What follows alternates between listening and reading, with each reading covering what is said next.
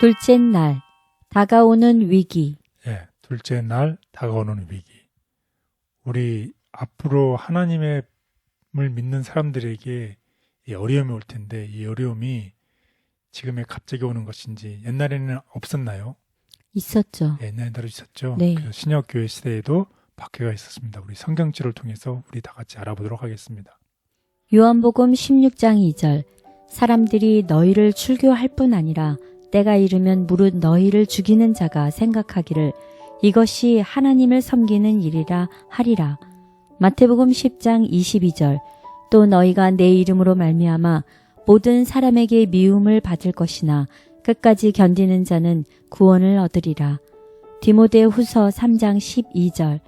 무릇 그리스도 예수 안에서 경건하게 살고자 하는 자는 박해를 받으리라.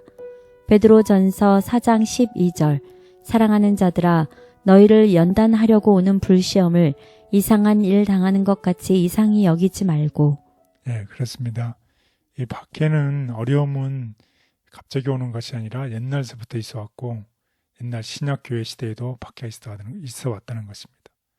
그 사람들이 예수님을 믿는 사람들의 모든 사람이 다 미움을 받을 것이다.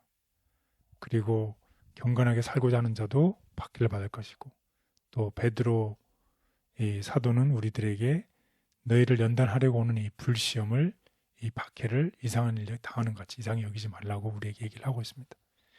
이러한 위기가 앞으로도 하나님 믿는 백성들에게는 온다는 것입니다. 그래서 신약 시대에 많은 사람들이 우리 다 배웠지만 중세 암흑 시대 동안에 얼마나 많은 사람들이 자기의 믿음을 위해서 죽었는지 모릅니다.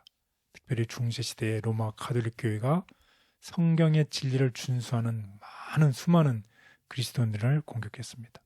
그래서 오늘 공부하는 것처럼 짐승의 표, 결국 이것이 짐승의 표를 받지 않으면 받게 하려고 이 사탄이 어떻게 한다는 것이요? 강제한다는 것이요.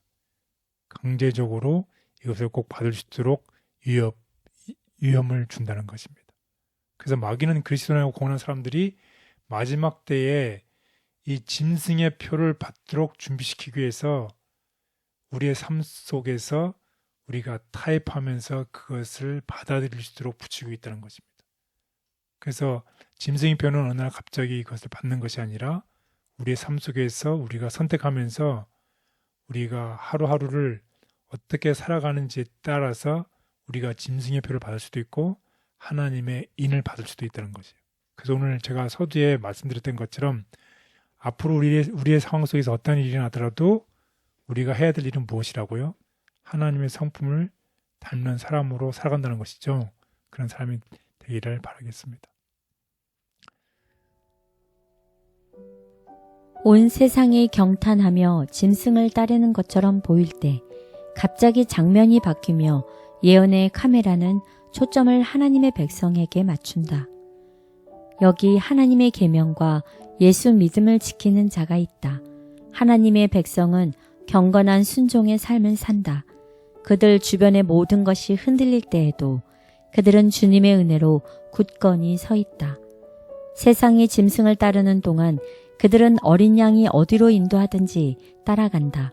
그들은 그리스도의 능력을 힘입어 그들을 대적하는 음부의 권세를 이긴다. 순종하는 자들에게 주어진 약속. 사탄과의 마지막 대쟁투에서 하나님께 충성하는 자들은 모든 세상의 생계 방도가 끊어지게 됨을 볼 것이다. 세상의 권세에 순종하여 하나님의 율법을 범하기를 거절하기 때문에 그들은 매매하는 일을 금지당하게 될 것이다. 마침내 그들을 사형에 처하라는 명령이 내릴 것이다. 요한계시록 13장 11절 17절을 보라. 그러나 순종하는 자들에게는 이런 약속이 주어져 있다. 그는 높은 곳에 거하리니 견고한 바위가 그 보장이 되며 그 양식은 공급되고 그 물은 끊기지 아니하리라. 하나님의 자녀들은 이 약속으로 말미암아 살 것이다. 땅이 기근으로 황폐될 때에도 그들에게는 먹을 것이 공급될 것이다. 저희는 환난 때에 부끄럽지 아니하며 기근의 날에도 풍족하리라.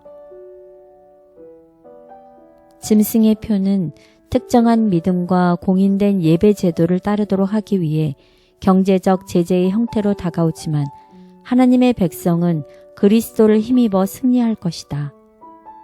박해와 죽음으로 강요하는 짐승의 표. 이 소수의 남은 무리는 용의 군대에 의하여 지도를 받는 세상의 권세를 저항하는 치열한 싸움에서 스스로 방어할 수 없으므로 하나님을 그들의 방패로 삼는다. 그들이 짐승을 경배하고 짐승의 표를 받지 않으면 박해와 죽음의 고통을 받는다는 법령이 가장 높은 지상의 권력에 의해 통과된다. 이제는 하나님께서 당신의 백성을 도와주시기를 바란다. 왜냐하면 그분의 도움 없이는 그처럼 무서운 싸움을 치를 길이 없기 때문이다. 사소한 일에서부터 비롯해 큰 문제가 발생하는 것을 경험합니다. 사탄이 마음을 무디게 하고 타협하게 하는 시험 앞에서 우리 마음을 지켜주시옵소서. 삶의 어려움이 있을 때에도 주님과 동행하면서 믿음으로 이길 수 있게 인도하옵소서. 예수님의 이름으로 기도드렸습니다. 아멘.